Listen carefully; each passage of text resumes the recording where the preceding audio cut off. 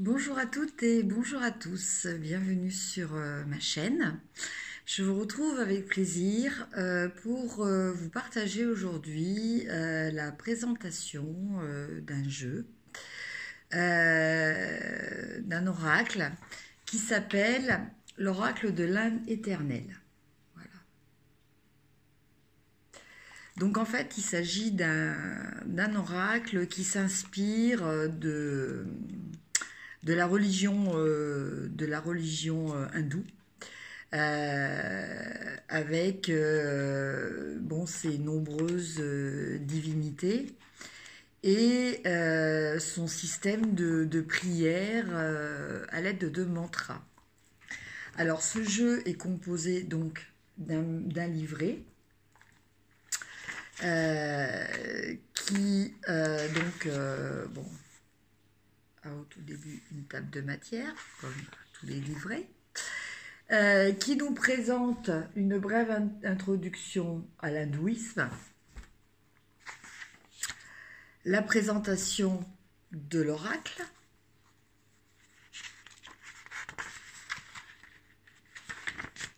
l'utilisation des mantras,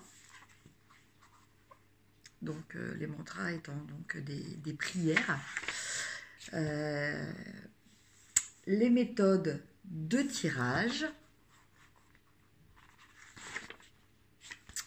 voilà, et après on a la signification des cartes. Alors moi j'ai mis des petits intercalaires là, des petits marque-pages, parce qu'en fait les cartes sont répertoriées en 3 catégories. Alors, qui correspondent en fait aux 3 catégories des divinités, voilà, dans l'hindouisme. Donc, la première catégorie, ce sont ce qu'ils appellent les lames primordiales. Donc, en fait, ça concerne les grandes déesses, voilà, les grandes déesses de l'hindouisme et les grands dieux. Après, en deuxième...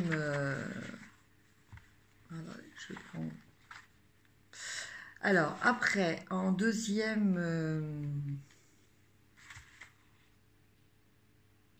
ah oui, là, j'ai oublié de marquer. Après, non, il y a une sous-partie après. Après les grandes déesses et les grands dieux, on a les Dipalas. Alors, les Dipalas, ce sont des gardiens qui sont reliés aux points cardinaux. Voilà. Après, donc on a les Navagrahas, donc qui correspondent dans l'astrologie védique au concept des 9 planètes. Sont reliées, c'est des divinités qui sont reliées aux 9 planètes. Voilà. Après, et pour finir, on a les Vahanas. Donc les Vahanas sont en fait des animaux qui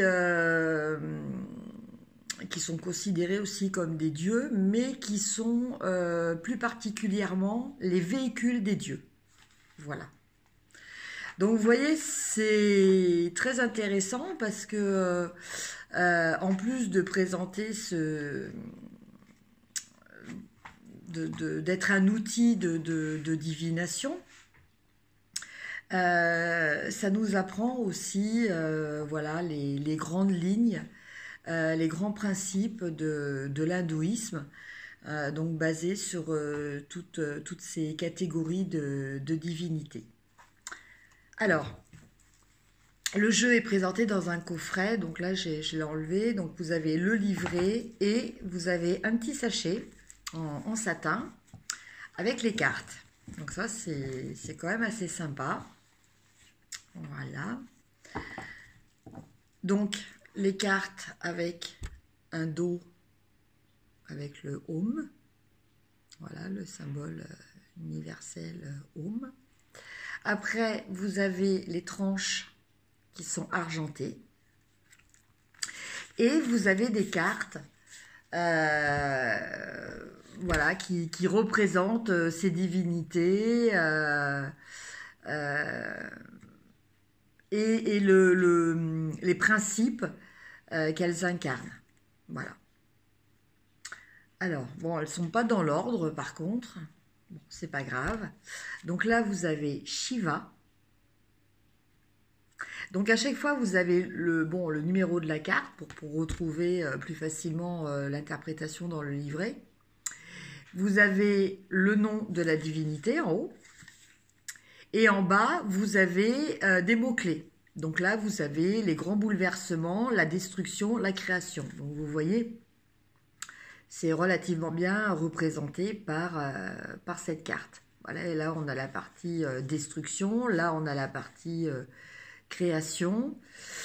Et bon, bah, avec cet éclair, là, on a cette notion, effectivement, de bouleversement.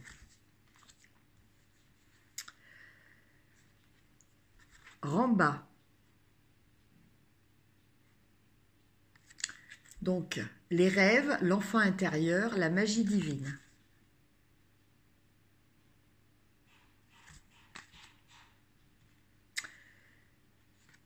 Satoshi Mata.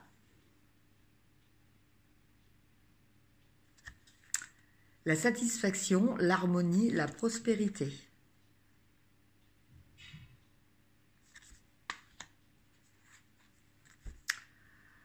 Hanuman, donc l'amitié, la foi, le verbe juste.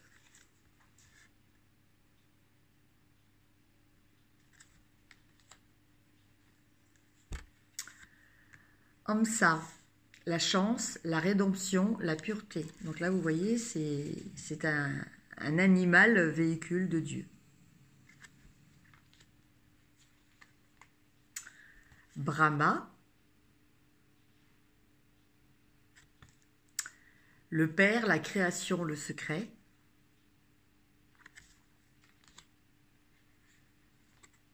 Surya, le divin, l'illumination, le bonheur.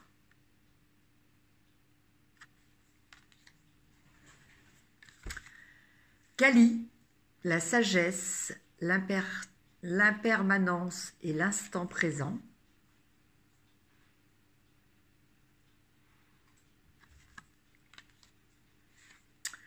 Ram, donc là on a encore un animal véhicule de Dieu. L'aide divine, le prestige, l'innocence.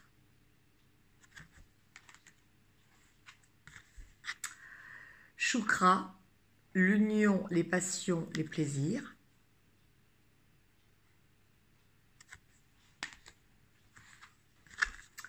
Nandi, la transmutation, la combativité, la puissance.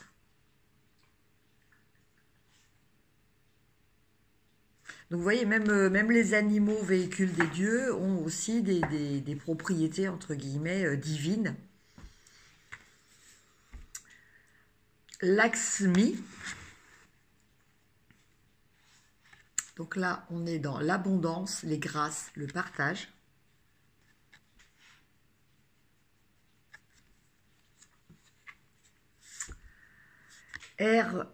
Airavat, la réalisation, le succès, l'ascension.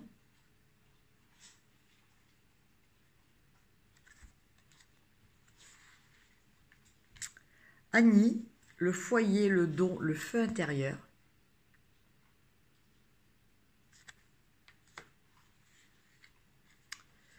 Mushika, la finesse, l'intelligence, la délicatesse. Tout mignon, une petite souris. Makara, le renouveau, l'équilibre, la révolte.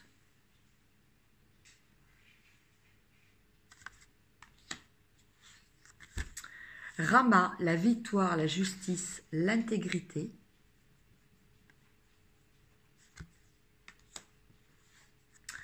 Vayu, le synchronisme de sa vie avec l'univers, la victoire, le souffle de vie.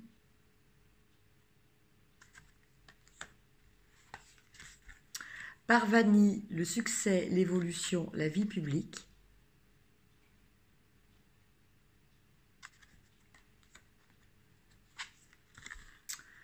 Sheshnag, le respect, l'héritage, le calme.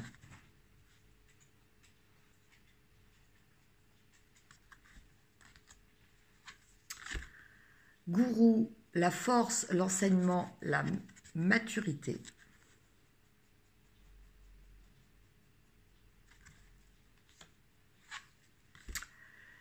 Uluka, la sagesse, le conseil, la providence.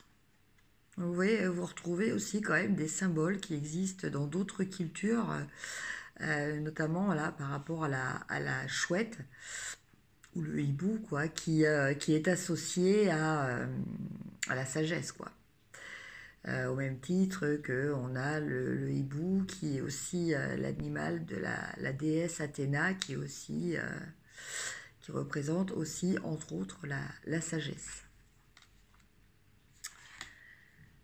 Mangal, excusez-moi, la rivalité, les conflits légaux. Chandra, la créativité, la contemplation, le temps de vivre.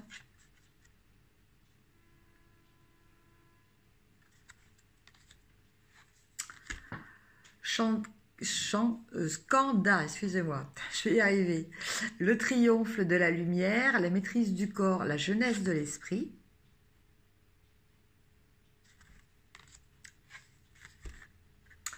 Sarasvati, la réussite, les arts, les connaissances.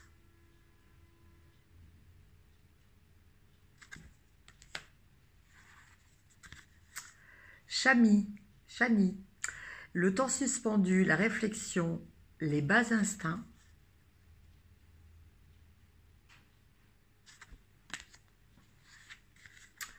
Garuda, l'inconnu, les autres mondes, les liens aux autres.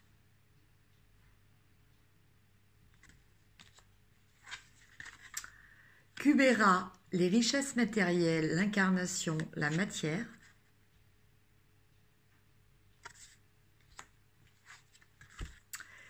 Ishana, la mémoire, la souveraineté personnelle, le futur.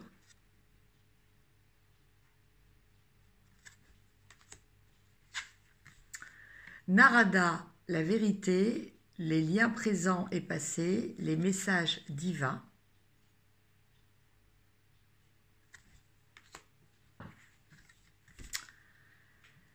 Prithvi, l'abondance, la fertilité, les racines de l'être.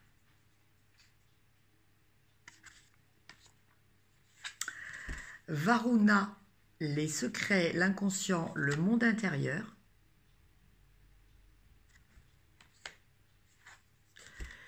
Krishna, l'épanouissement, la beauté, la joie.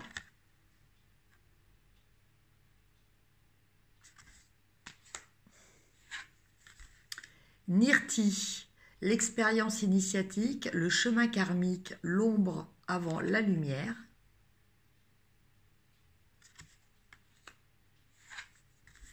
Ketu, la retraite spirituelle, l'introspection, le temps suspendu.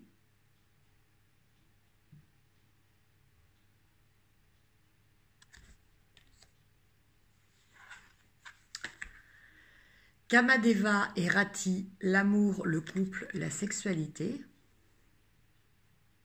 Vous voyez, là aussi, hein, bien qu'on soit dans des cultures très différentes, on retrouve aussi ce que l'on a dans le christianisme, donc plutôt dans l'Occident, avec Adam et Ève, hein,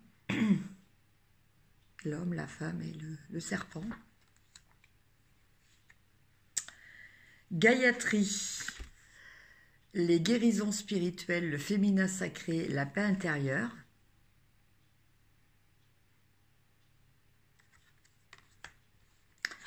Yama, la mort intérieure, la mutation, la sérénité.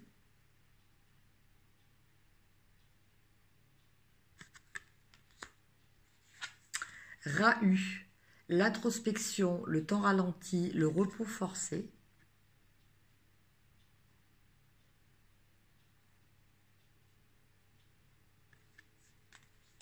Vous voyez, là, on retrouve aussi un dragon qui est une représentation quand même que l'on trouve beaucoup plus dans les pays asiatiques, comme la Chine, le Japon. Indra, la protection, la guérison physique et spirituelle, le pardon.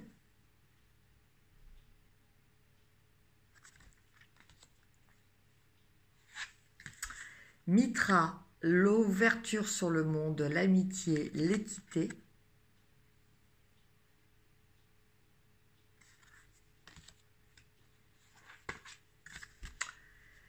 Vishwakarma, karma, celui-ci c'est un petit peu compliqué, la création, la fondation de l'être, le vastu shastra, c'est compliqué. Vishnu, l'équilibre, la libération, le karma.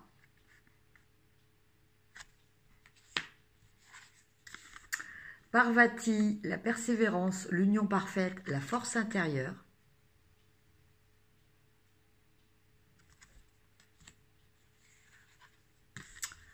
Durga, l'amour inconditionnel, la liberté intérieure, l'action juste.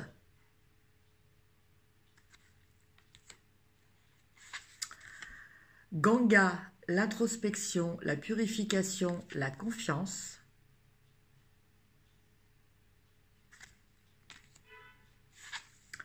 Bouddha, la communication, le monde, la diplomatie.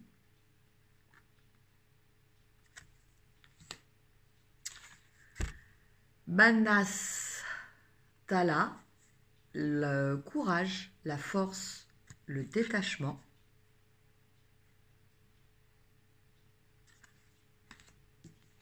Et enfin, Ganesh, le soutien, la levée des obstacles, la destruction des illusions.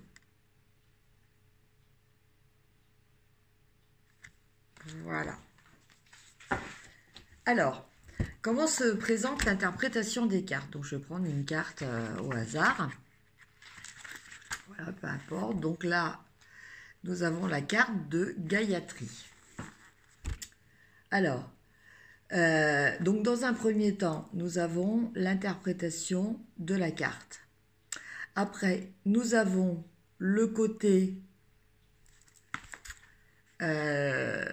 lumière et le côté ombre. Donc ce qui veut dire que ces cartes, quand on les utilise, il faut les mélanger. Donc en faisant tourner le paquet, de sorte à ce qu'il y ait des cartes à l'endroit, des cartes à l'envers. Alors c'est vrai que ce qui est un petit peu ennuyeux, c'est que le recto n'est pas... voilà, si la carte est à l'endroit ou à l'envers, on le voit tout de suite au dos de la carte, quoi. Bon, c'est un petit peu dommage. Mais après, bon, voilà, il faut essayer de faire abstraction. Moi, quand je tire, en fait, ce que je fais, c'est que je regarde pas du tout. Voilà, je regarde ailleurs et je tire les cartes. Parce que bon, c'est quand même important de voir si on est plutôt dans le côté ombre ou dans le côté lumière. Après, vous avez un message de la carte, donc qui est présenté comme si la divinité s'exprimait directement à nous. Voilà, donc ce sont des textes qui sont en italique et entre guillemets. Après, on a des renseignements concernant le dieu ou la déesse, enfin la divinité, au niveau de l'histoire. Et après, on a le mantra. Alors, on a le mantra qui est écrit au début, voilà, de façon basique. Et après, on l'a écrit de façon phonétique. Voilà, pour la prononciation. Et les consignes, là, donc là en l'occurrence, Gayatri Mantra, Palsmodier, pour recevoir protection, bénédiction, guérison. Il est considéré comme l'un des plus puissants des mantras. Donc, voyez, vous avez des indications. Alors, en fait, ces cartes peuvent être utilisées, donc, soit d'un point de vue divinatoire, soit sous forme de talisman aussi. Voilà. Donc, en fait, on peut aussi regarder quelle est la divinité qui nous permettrait de soutenir, de nous soutenir dans un choix, une décision ou même une période un petit peu difficile de notre vie, selon les domaines. Donc on peut choisir la carte, on peut la porter sur soi comme un talisman et répéter donc plusieurs fois ces mantras. Alors, écoutez. On va tirer une carte. Voilà, donc toujours le même principe. Hein. Je me répète, mais c'est pour les personnes qui n'auraient pas vu les autres vidéos. Voilà, les tirages sont régis par la loi de synchronicité. Donc, posez-vous une question. Et à partir du moment où vous regardez cette vidéo, il n'y a pas de hasard et donc il y a forcément un message pour vous. Donc je vais vous tirer une carte, lire le texte. À vous de trouver le message qui vous parle.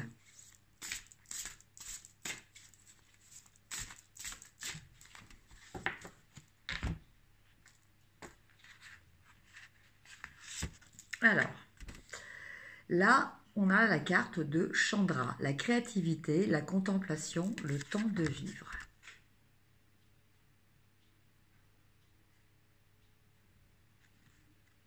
Alors,